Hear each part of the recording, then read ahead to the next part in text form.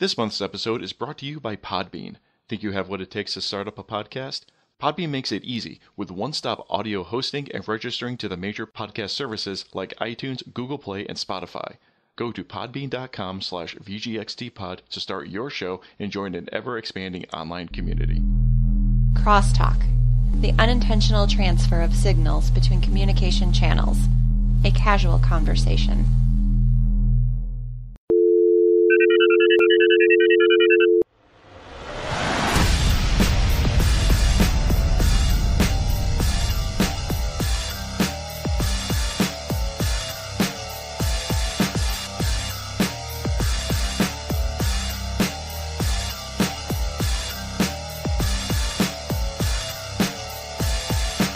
Hello world, this is Video Game Crosstalk, episode 028, the monthly podcast of gamers talking tech, science, and whatever else comes to mind.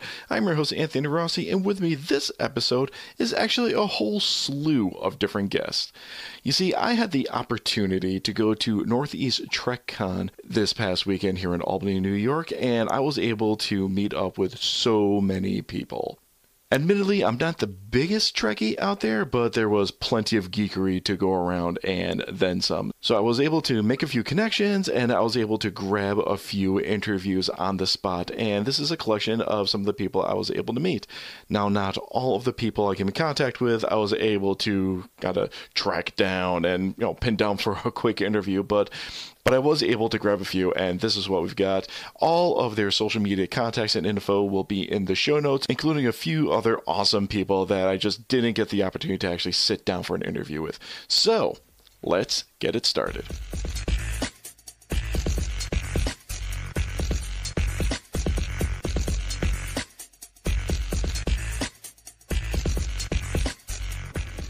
Okay, so we are live at Northeast TrekCon 2018. We are in the third day. Finally got around to talk to some people, and we're going to start up with some live interviews right now. And right now, I am sitting here with, spinning the CD around, yes, that's right, CD, Kenora, an opera singer who does operas in Klingon. Yeah. Sounds pretty awesome. So, how long have you been doing opera?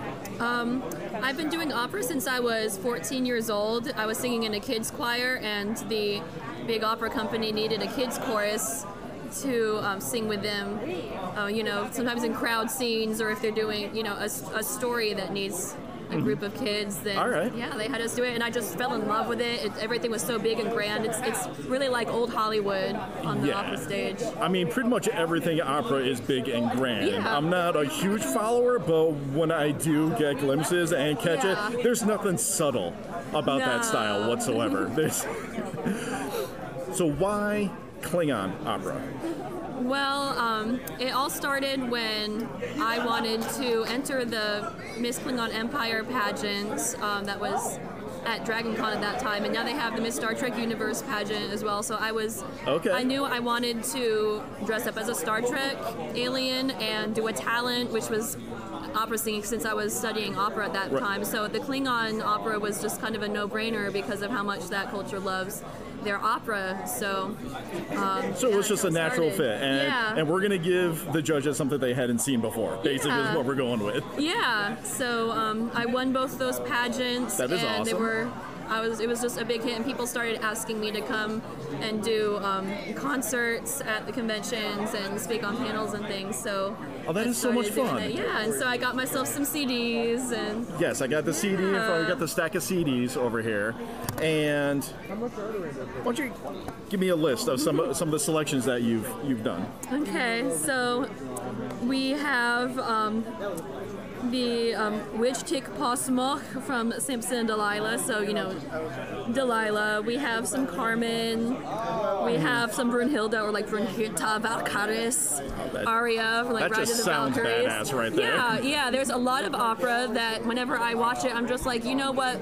Brunhilde just really needs to be a Klingon, or like I just want to see Klingon Carmen. Just these characters, because the ladies are just so dramatic, and they're stabbing people or getting stabbed, and it's just Klingons. It translates well. Yeah. So I'll be giving these concerts. I just gave a concert let's see, like an hour ago. And it was just all arias where people were getting seduced and killed and, you know. Good family fun. Yeah, good family fun. And we were just talking before we started recording, I wanted so bad to show up to this, but the trials of trying to be a present father. So, long-time listeners have pretty much heard my son grow up at this point. I started this podcast like a few months before he was born. So, I know, it's actually kind of funny. I'm going to have to go back and listen to some older episodes to see what the little man was up to. Oh, that's hilarious. But at present time, we are taking him to these toddler swimming classes. And right now we're having the most issue. We're trying to have him blow bubbles in the water, but he keeps drinking the pool water. Oh my gosh. And we're like, but there's so much chlorine in this. Yeah, maybe he likes the taste of chlorine. Oh, that's... What will get him to stop drinking the water is bring him to the ocean, I bet. Because if you ever had the unholy experience of getting a mouthful of seawater, yeah. That's... that never works for anyone. Oh my gosh. But so, unfortunately, I had to miss it. But back to your singing, these are all established operas that are translated into. Yeah, because I don't know, being an opera singer and singing is like one of these roles, like the Chor Dichjits from La Boheme is one that I've just done just this summer. I played the whole role, and it was in Italian, and it was really funny when I got to the aria. Every time, like my first instinct was the words were coming to me in Klingon, and I was like having to explain to people, "Oh, I am so sorry that just came out." Yeah. So you won't find that in your translation booklet, but let me explain what just happened. Yes. So do you have any personal connections to some of the songs that you've selected? Yeah, I have some songs from Hansel and Gretel is a role.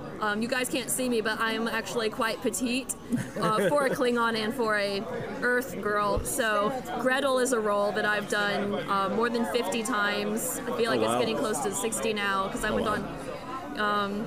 So I've just so some of these operas are ones that I'm just really familiar with and have done over and over again, and some of these other ones are roles that I will never get to do in the real opera world in a million years because they're very specific. When you have like 10 opera singers, you're going to choose the one who has the richest voice, and I'm like not as rich as some other people, like more woo instead of like whatever. So this is really a unique opportunity for me to do a concert and sing repertoire that normally I would not be able to sing and perform, and that I just really love. Awesome. Very cool. Can we get a quick sample?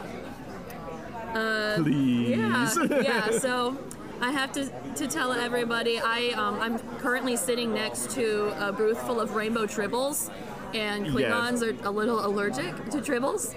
So and there's a lot of tribbles over there. There's a lot of tribble dander in the air right now. It's so when I gave my concert, I told them, look, I have a bunch of like extra organs here that normally keep me from getting sick, but the tribbles, it's overkill. It's overkill with the tribbles right now. And for Klingons, you lose your low notes, and that's their big deal. They don't care about the high notes. But if you lose your low notes, that's where all the honor comes from.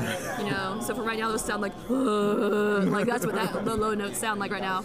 But yeah, I can do some high stuff, and that'll be fine. Awesome.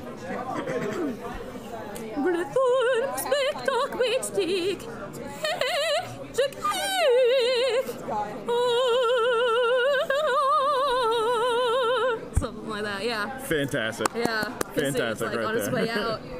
All right, so once again, this is Kenora. I will definitely be posting all the multimedia contacts that we can muster up for you when I get to posting this. And one final question, coffee or tea? Oh gosh, coffee. Definitely coffee? I have espresso usually every morning, like just in a French press, because I call it analog coffee, because I can't work coffee machines. I'm like, you know what, when the Cylons attack, I'm already having problems with this, so I'm just like, I have an analog, Yeah, when you go the analog, that way they can't infiltrate your system. Yeah, right? so I do have a CD player at home. I have VHS tapes and VCR. I mean, obviously, I do have some of the, new things, like I have a Roku and whatever, so that can attack me when the Cylons invade, but other than that, so I have espresso every morning in my French press, and it's like, what is it, like 2 or 3 teaspoons per like 6 or 8 ounces, tablespoons per ounces, so it's quite rich. Okay. I load it with sugar, so it's really thick, kind of like drinking chocolate or something. And I drink it, and then sometimes it gets in that first sip, I sneeze. Oh no! It's that strong. Oh wow. Okay. But yeah,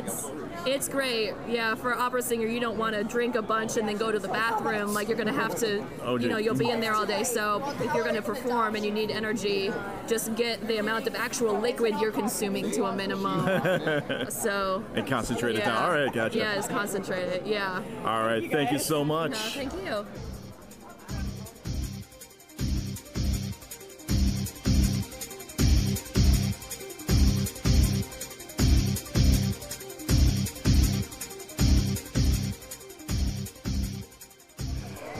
All right, back again at Northeast TrekCon 2018, and this time I am here with Mark Geekery. Mark, how you doing? I'm great. I'm happy to be on your show. It's terrific. It is an absolute honor to have you agree to this. You just gave me the spiel of why you're here and what you're promoting. Yes. Give my listeners Sure. breakdown. Well, I've been a TV writer, producer for decades. I wrote for such shows as Star Trek: The Next Generation, Deep Space Nine, Babylon 5, Sliders, Friday the 13th, the series, Smurfs, He-Man, Super Friends, Real Ghostbusters, on and on. All sorts hundreds of fun hours, stuff. hundreds of hours of TV. And recently I had an idea for a new science fiction show called Space Command. Okay. And I reached out to my audience, and they gave me over $1 million to shoot the 2-hour pilot. And it stars many of my friends, such as Doug Jones from Star Trek Discovery, and Bill Mumy from Babylon 5 and Lost in Space, and Mira Furlan from Babylon 5 and Lost, and Mike Harney from Orange is the New Black, and Robert Picardo from Star Trek Voyager and the Orville. And it's just a great... So I shot the 2-hour pilot, so I basically premiered the first half hour here at the Star Trek convention. That sounds absolutely amazing. Yay. And awesome. Thank you. Oh, so we got a few things here at the table. We got the buttons, we got the business card, we got some patches. Yes. What's going on with these patches? We got patches, we got T-shirts, we got jackets, we got everything, comic books. We're basically building our empire. Okay. And it's I have my own studio in Los Angeles, and we're also based in London. And we do TV shows, movies, and books. And I'm just doing whatever I want. My fan base allows me to basically greenlight myself.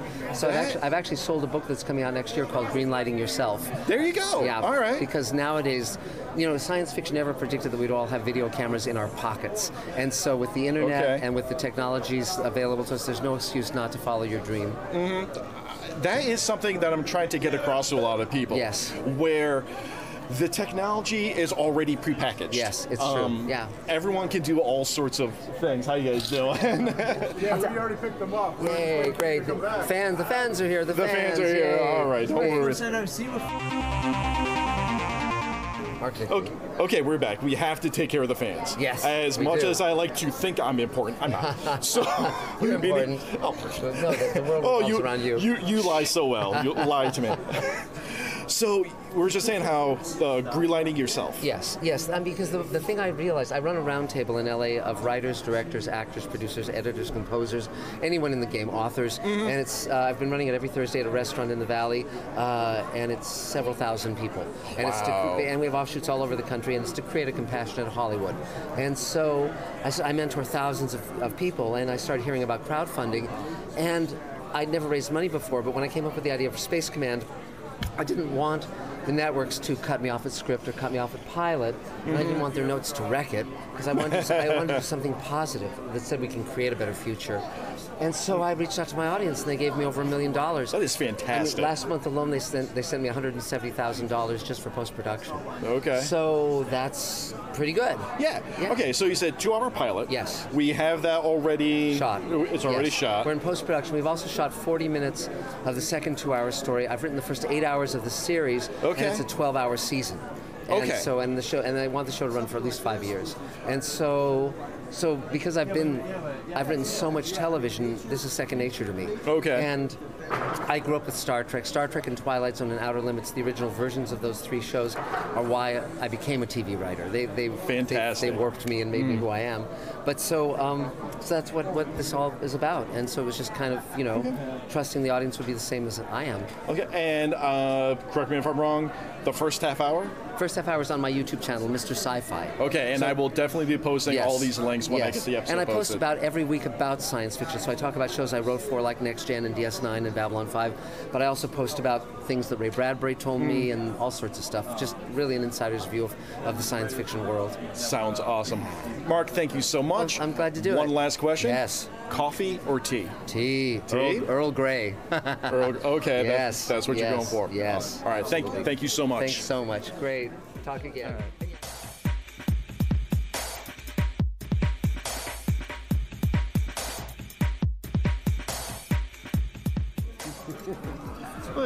But that's part of the con experience. You got the people coming up to the table. You bet. That's what you got going on. That's right. All right, so once again, we're over here at Northeast Trek on 2018. How are you doing, sir? Real All right, good. you told me not to call you. Don't call me sir, that was my father. Exactly. Yeah, just call me Rick. All right, so I'm here with Rick. Rick, what are you doing here? What am I doing here? Well, enjoying the company of a lot of the folks that, I didn't actually get to work with a lot of them on Deep Space Nine, but, we were all part of the same big team trying to make DS9 happen. Right. So I was up in the art department. Okay. Also working on the Next Generation, and then later Voyager. Okay, so I was running around like I had this chicken most of the time. It happens. Didn't get to meet up with a lot of the DS9 cast members, until like recently, like even yesterday. Oh wow. Okay. So by the way, I'm here with Rick Sternbach. Yeah. do the full formal introduction. And Rick has worked on all sorts of stuff involving Star Trek. So, what exactly did you do? My exact title that was on my Paramount business card was... Your official title on the business card. Senior Illustrator / Technical Consultant. Wow. Okay. So... Well, it got to, as we were starting to develop a lot of the sketch concepts for things, ships, props, whatnot. Some of us in the art department who were also somewhat knowledgeable about Star Trek in general, and real science, and some engineering and math and all of that. We could offer the producers and the writers, some notes on how certain things could work. How would the phaser actually work? That's good questions. That kind of thing. Yeah. How does warp drive work? The original series kind of hinted at things. Yes, you have matter, you have antimatter. Then what? Okay, which they never really fully fleshed out on the show. Okay. Sorry to interrupt. I was going to give you some money for this excellent print. Oh, certainly. Okay. Great. Thank you so much. All right. Very good. Appreciate it. Thank you. Thank you. Enjoy. Keep it nice and flat. We will. Don't worry. Thank you. Great. Very good. And as I was saying previously, I enjoy leaving that kind of audio in because this is what it's like at a con. Right. People get to come up to the people who are directly involved in their favorite fandoms. And you don't see that in every kind of medium. Okay. Like you know, your favorite detective show. Okay. On network television. You don't really have conventions covering those sorts of things. Not specific. Some of them are popping up here and there, right? For a specific fandom or a specific series or something like that. Right. But Star Trek has been doing this for, dare I say, generations. At least, you know, 1971, 72, somewhere there, where the first conventions really started to evolve. Right. So there's all sorts of artists. We have several people from the different series here, and you can come right up to the actors, to artists, and other people that are involved in the series and talk to them directly. So, again, that's why I keep that kind of audio in there going. So, talking about how you need to work out how do these things work. Right. That must have been challenging and exciting at the same time? Oh, just a ton of fun. It sounds like a ton of fun. I mean, my background, you know, involves a lot of real space. Okay. Astronomical art, space-based science fiction illustration, that sort of thing. So, I mean, you know, my whole professional career, starting in the early 70s, was really about space, going into space. I've seen 3 Apollo missions head for the moon. Oh wow! Okay. From Florida. Okay, that's how much of a crazy space geek I was. You know, so I've tried to make connections with scientists, engineers, and to you know, to show visually, you know, what things might look like out there, and you know, and at the same time, you know, do some science fiction illustration for some of the classic authors. I've done book covers for people like Isaac Asimov and Poul Anderson and Joe Haldeman and Larry Niven and folks like that. So, I mean, that was just an amazing, you know, other half of you know, what I've been doing with the engineering within Star Trek, within that Trek context. Gotcha. It's you know, it's some real science and engineering, and it's some hand waving. We'll make it work for the TV. Yes, we'll make it work. Well, exactly. Okay, we can't fly faster than light yet. Or maybe ever. We don't. You know, right. the scientists are pretty sure that we are never going to like surpass C. It's a hell of a goal, and that's pretty much the only way that we're going to really be able to explore anything outside of our own solar system. Right. You know, we may be able to get to a couple of nearby stars using fusion power, which does not involve traveling faster than light, but it will involve taking a very long time to get there. Right. Okay, and maybe never coming back. Yeah, those are going to be anything within the next, unless we develop some new branch of physics, like the next 100 years, if we do send something out, they're going to be one-way trips. We are probably going to be stuck within our own solar system for a very long time, but robotic probes may head out, head out to places like Alpha Centauri. No, sure. Okay. You know, if you don't have to pack people and all of their necessities, food, water, humans take a lot. Air. They take a lot for us to survive. If you don't have to pack all that stuff, you can make a small robotic probe that can be driven by like a laser sail. Okay. Okay, and get some fraction of the speed of light. Right. So you know, robotically, we may be able to do it.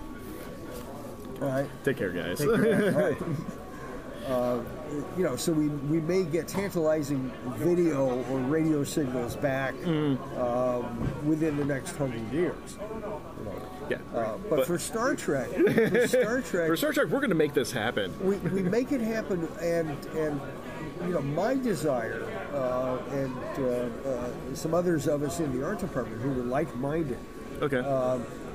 we wanted to at least provide the writers and the producers some plausible sounding ways to do what we want to do. Okay, yes, you mix matter and antimatter in a big reactor. You get hot plasma, which goes up to the nacelles. Like everybody knows the Enterprise. Sure. From there, then it becomes tricky. What weird alloys and materials are in those nacelles that pull on space-time and drive you forward? Okay. Well, we came up with names for things and explained, okay, this is how this could work. And lo and behold, they listened. Hey! They listened to us, and we weren't there to step all over the drama, or to put just mouthfuls of tech in the actors, coming out of the actors. But we did try to at least give them small bits of good sounding engineering. That's actually a really interesting concept that I had not considered, where we're here to appreciate the interactions and the storytelling that takes place in whichever series we're watching. But that storytelling is taking place on a ship, a universe, a world that is very technologically advanced. How do we explain that without having to stop every 5 seconds and with a little, all right, here's what this thing is, here how it works, and then move on? Yeah. Well, Gene Roddenberry rightly said, back in the original series, don't explain how the 6-gun works, just use it. Yeah. And we tried to stick with that. But luckily for us, especially on Next Generation, a character like Geordi could have some tech speak, right? A character like Riker could repeat a certain explanation from Geordi that the audience would understand better. Okay.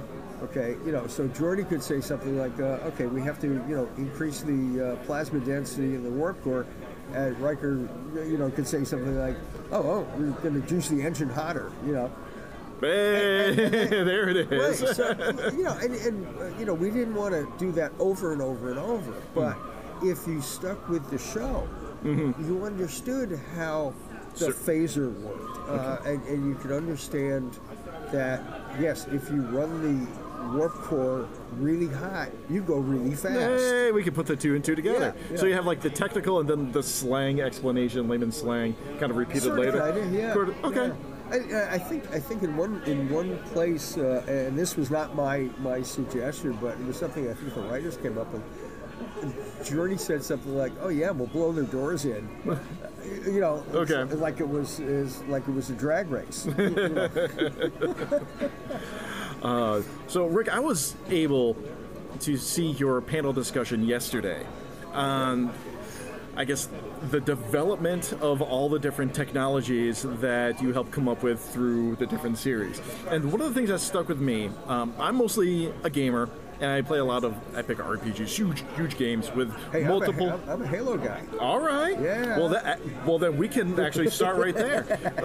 The difference between the human ships and weaponry as opposed to the Covenant.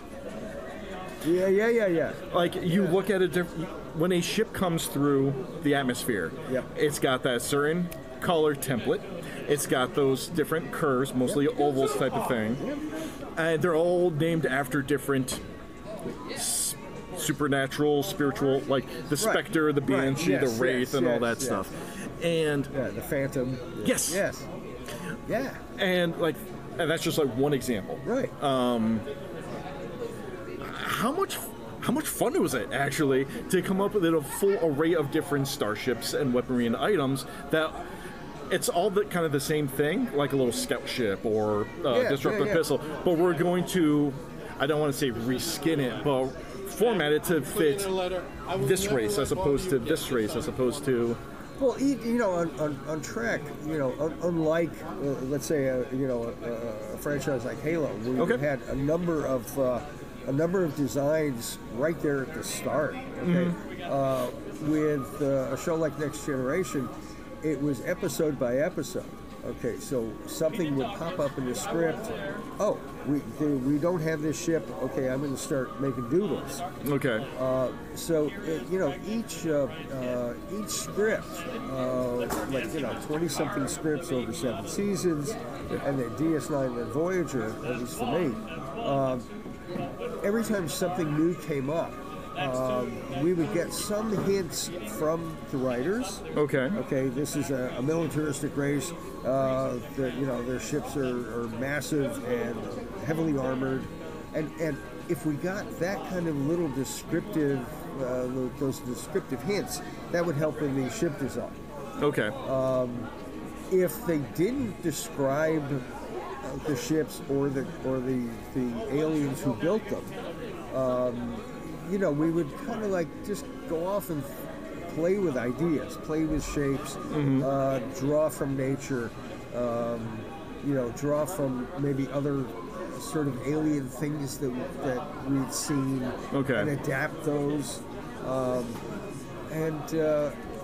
The goal, the key thing for me was to keep all of these different cultures visually distinct. Right. Okay. Visually unique. Okay.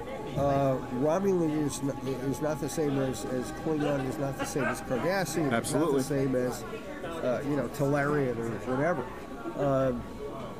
So it wasn't impossible to keep these guys apart. But every so often, I would find myself drawing something. Oh, wait a second! I did that 3 months ago. Oh no! Okay. So you have to play around with the color palette and play around with the mass forms. That go into one of these things. Yeah, and in your presentation, there were 2 animes that you actually drew inspiration from. What were those? Well, one was an anime called Lensman. Okay. Which was the visual style in Lensman. They were very much keying off of Star Wars. Oh, okay. Okay. The Lensman that I remember from E.E. Doc Smith's novels. Okay. To me, was more of a 30s and 40s kind of retro style. Okay. Okay.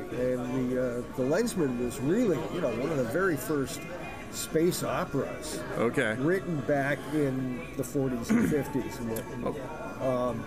But the anime really kind of keyed off of Star Wars, where Kim Kinison, who's the hero of the Lensman series, was portrayed as sort of a Luke Skywalker farm boy kind of character. But in the Lensman anime, there was a ship called the Britannia 2, which was actually in the Lensman books. Okay. The Britannia in the books was this giant teardrop shape with lots of blisters for guns, to stick out. In the anime, it was very slightly Star Destroyer-ish. Okay. But with a number of sort of hard edge protrusions and big engines, and Tomy made a terrific model kit of it. Oh wow! Okay. So it was a fun design to sort of give a tip of the hat to. Okay. Yeah. Awesome. Yeah. All right. And what you said there was two. There's anime. Something with dragon. Okay. Oh, Dragon's Heaven. Okay. Dragon's Heaven. I'm sure you can maybe find a vid on YouTube or something. Dragon's Heaven was a wonderful anime done sort of in the style of the artist Mobius. Okay. All right. Jean Giraud used the artist name Mobius,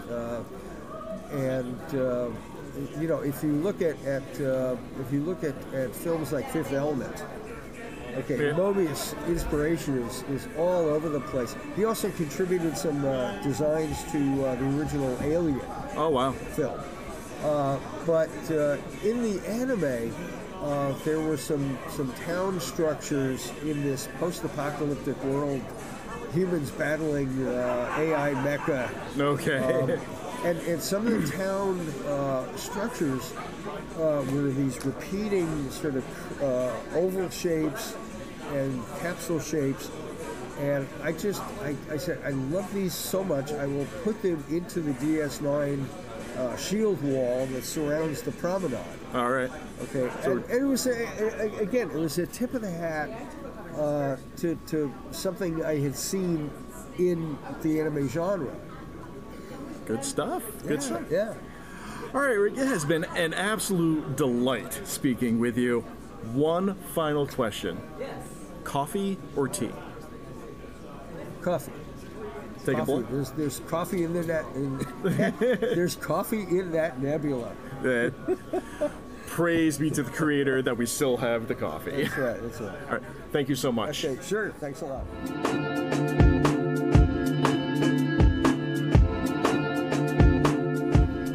All right, once again, we are here at Northeast TrekCon 2018, and this time I have the honor of sitting with Chase Masterson. Chase, how are you doing? Great, thanks. How are you doing? I am doing okay. Good. This was the second day that I was able to make it to the con. Unfortunately, day jobs kind of get in the way. It's kind of tough to tell your boss, hey, I know there's this project that we need to get out, but I need to go to a Star Trek convention. Is that cool? It happens. It usually doesn't work too well. But we're here. I'm here now. We're kind of later in the day on Sunday, so things are kind of dying down a little bit. Yeah, it's quiet. Earlier, it was...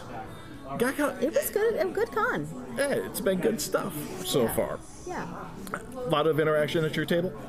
It has been busy enough. Yeah, we've between podcasts and I've had a couple interviews and lots of fans with autographs and then panels and photo ops. It's been a busy weekend. So what panels did you do this con? I did Women of Star Trek, and I did my own panel, and I did a Pop Culture Hero Coalition panel. Oh, all right. Yeah. I have a thing, so I thought I might as well get your autograph. Oh, thank you so much. And I'd like to get a t-shirt. Oh, sure. Okay, great. Please. So one of the things that you're here promoting today, or at this con, is the Pop Culture Hero Coalition. Why don't you tell me a little bit about that? Thank you. Pop Culture Hero Coalition is the first ever 501c3 organization making a stand for real-life heroism over bullying, racism, misogyny, LGBTQI plus bullying, cyberbullying, and other forms of hate and injustice using pop culture stories from TV and film. That's a fantastic idea. I love it. Thank you so much. Well, we love these stories for a reason. They're transcendent. They are, they're very powerful because we know deep down that we are called to be these heroes. Okay. This is part of, I believe, part of why we're on the planet is to stand up for each other and to make the world a better place through inclusion and kindness. And really, though, the world is better when everyone has proper representation and people aren't held down. Exactly. It's like there's no downside to this. Exactly. I mean... There's only a downside for people who want things they shouldn't want, which is more than their share. Right, okay. When people try to oppress each other, for instance, financially, they're looking for money and it's odd. Yeah, go ahead. Benefits that rightfully belong to other people. And the world is full of that type of thing. There are people looking for a laugh that really shouldn't be there. I will admit, I've laughed at certain inappropriate things in my younger years, but as I get older, I'm just like, why? Why is this? Why are we laughing at misfortune? Right. Like, there's plenty of genuinely funny material out there, very clever, funny material out there. Just why? Why would we do that? Yeah. it's, it comes out of people wanting a feeling of power over others. I think so also. Yeah. And I try not to get too political on this podcast, but these are things that need to be said. And I don't believe this is a political issue. It really shouldn't be. Frankly, I'll say this. You don't have to get political, but you can cut me out if you'd like, but I'm going to say it. I think I think that the GOP has made these issues political when they're really just human issues. Like not bullying, not being racist, not being a misogynist. Those are things, being inclusive, those are issues that deal with other person's inalienable human rights. Yes. It's human rights. It's not political. Unfortunately, things are skewed in that direction because of people that want to deny each other their basic human rights. We got situations where, you can't be, or the PC police are coming after you. I'm sorry. We want you to be, not a dick to other people. Like, is that it's so much of an inconvenience? Yeah. Just not be a jerk? And here's the thing. It's not about being politically correct. I don't say the inclusive things I say and do the work for inclusion that I do in order to be correct. I'm not trying to please anybody or fit into some box of how to be. This is about basic humanness. Yes. This is about do unto others. And in like an artistic or storytelling perspective, I have learned, and like in certain games that I've been playing, when we're able to be more inclusive, the storytelling inherently gets better because we now have more different points of view. An example is earlier this year I completed the game is called Assassin's Creed Origins, but rather than from like a Eurocentric standpoint, it's actually from the perspective of ancient Egypt and the things that they had to deal with. And I felt a little conflict because I have a lot of Mediterranean ancestry in me. My name's Anthony Rossi. Anthony's my first name. My last name ends with a vowel. Everything is very, very pro-Italian in my household. And to see Romans and Greeks painted as the oppressor was very foreign to me. But at the same time, that enhanced the storytelling experience because I was able to see someone else's story. Right, someone else's point of view. Someone else's point of view, something that I'm not usually accustomed to because it's just better. Right. That way. And are you like, and you're grown up and you're not afraid of it, and you're not thinking that someone's trying to replace you. No. People are just telling their side of the story, and they get to because they're humans too. Yeah.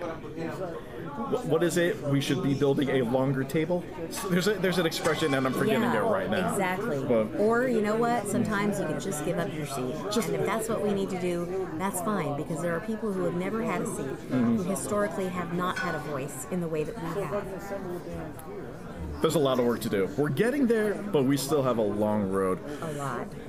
So what type of things does the Pop Culture Hero Coalition get involved in? So we have programs in schools, pop culture conventions, and children's hospitals. Okay. We started in 2013. I founded the organization doing events at Comic-Cons, bringing psychologists and experts in bullying prevention to Comic-Cons to make sure that we had inclusive outreach at Comic-Cons. There really wasn't enough outreach for, I don't know if you want to call it outreach, but inclusion of people of color, LGBTQI plus people. There's just, there's still too much white people and white males in comics and film and television. As a white straight male in my 30s, I'm getting kind of tired of hearing my own story over and over again. That's exactly it. Yeah, and so we brought this coalition. I founded this in order to bring inclusion and to tell people's stories and to let people know that if they've been victims of bullying and racism and misogyny, that it wasn't their fault. That it's absolutely a matter not. of absolutely not their fault. It's a matter of that's the kind of hate that's in the world, and we can't overcome it. And there are ways we can go about overcoming it, ways to learn resilience and to practice resilience and practice empathy and make the world an actually better place, strategies. So we work in that arena teaching strategies and having people tell their stories. And we also developed a program in schools that we're piloting in 2019, and it will be a program that's duplicatable. We've already worked in schools. Our team has worked in a lot of schools, but this is a program that's a cohesive program that's ours that we can distribute widely. Fantastic. And we also have a program in children's hospitals, bringing inclusion and resilience to children who are hospitalized. This is all good stuff. This is all good stuff. Really quickly, what type of superheroes and fiction do we bring into this? You say we encourage the inclusion through various heroes. Well, so which types? There's such great stories that happen, that are happening, with people who were previously marginalized. Black Panther is an incredibly powerful piece, partly because it's a great story, and partly because that great story is empowerment for a community that has suffered way too much. And here's one when T'Challa's sister says, "Oh no, I'm sorry. What am I saying?" Oop. Hi, John. I'm getting distracted. When T'Challa's girlfriend says to him, "It just depends on what kind of king you want to be," and he's in the process of making decisions. That's something that we can use to help young people know that they can be a very powerful influence for good, or they can be a powerful influence for pain on this planet. And the choice is yours. The choice is yours, yeah. And you can have, you can be part of a kingdom or have, in a sense, your own, kingdom of kindness and inclusion and empathy, or you can go in very dark, very harmful directions for yourself and other people. And when you're in a position of power, that can happen very quickly. Yeah, very, as we see in our horrific government. Wonder Woman said, "It is my sacred duty to defend the world." Okay. There are all sorts of wonderful quotes that we can find in pop culture. Obi-Wan said, "If you strike me down, I will become more powerful than you can possibly imagine." And that is a lot of our stories. I've had my share of difficulty and pain, and I have a privileged life, and there have been other things that have been incredibly difficult and painful. And I find that's true for me, that in the darkest of times I've found a strength, hard won, but I've found a strength that can help me to become powerful for myself and for other people. And that's the kind of thing that we're showing people that they can do, even in their darkest times. Excellent. Thank you. All right, we're going to wrap this up with a nice little silly question that I ask every one of my guests. I'm not trying to get distracted. I'm actually looking for a Superman quote, and I can give you one more quote if you like. Okay, wait. Yeah, this is live action interviewing. This is what happens when we go live. Want to have this quote? I love this quote. Do it up. Superman. And I think it's Action Comics. I don't know exactly when. I should look it up. Never mind. Okay, go. Superman said, "On my soul, I swear, until my dream of a world where dignity, honor, and justice becomes the reality we all share, I'll never stop fighting." Those are Superman's words. There's incredible power in these characters which we love.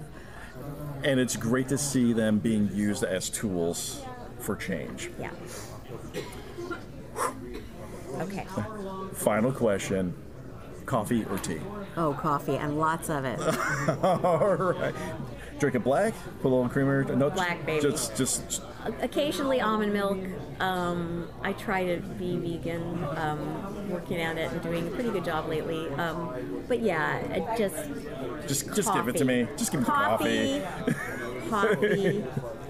All right, thanks for the interview. Thank you so much. All right, you're welcome. It's been fun.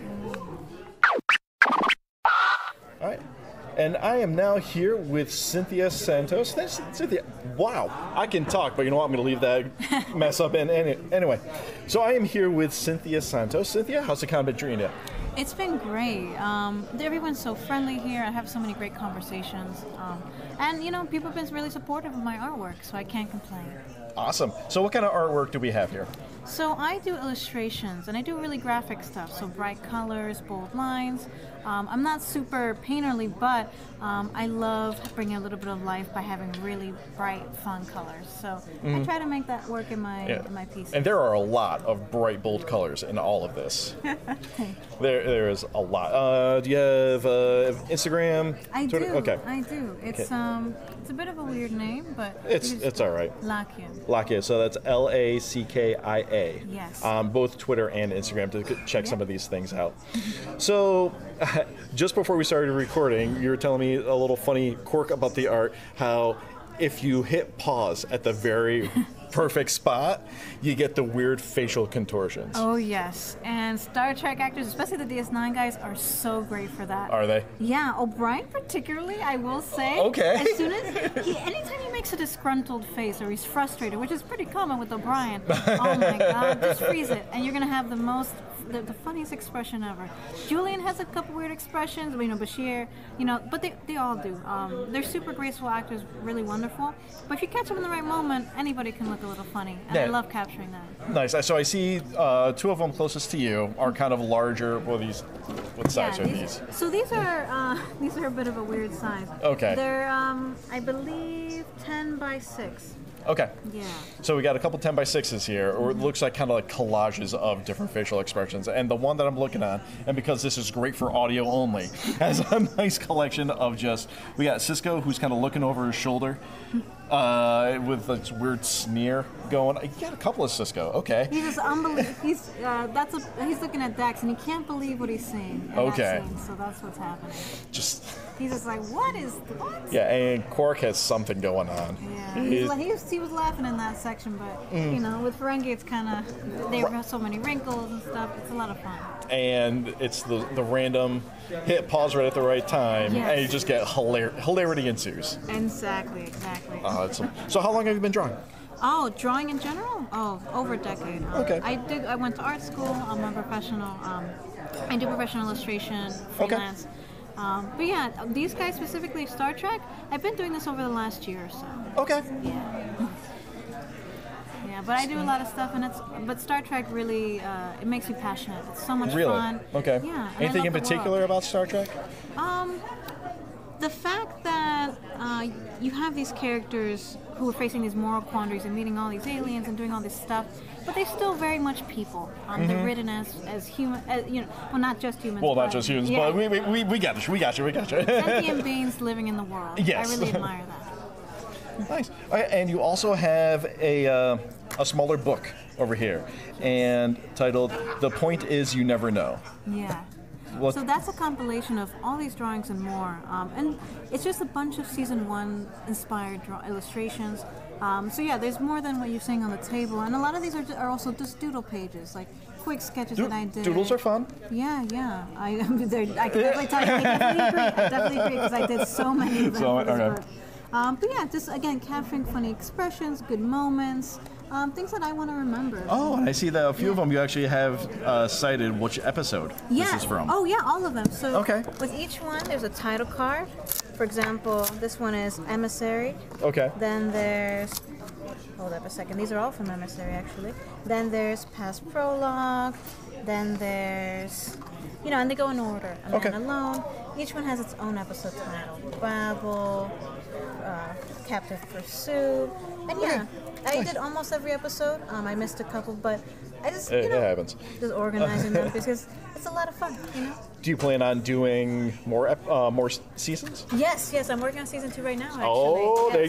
There you go. And ideally all of them. I love Deep Space Nine, and who knows, maybe then I'll move on to TNG and Voyager. Hey, you know what? If it's working for you and you're enjoying it. Yes, that's the best part. This is all fun. This is all just a passion project. I started because I wanted some practice drawing real people with reference, and it turned into this nice little thing that I have here. So, yeah. Awesome.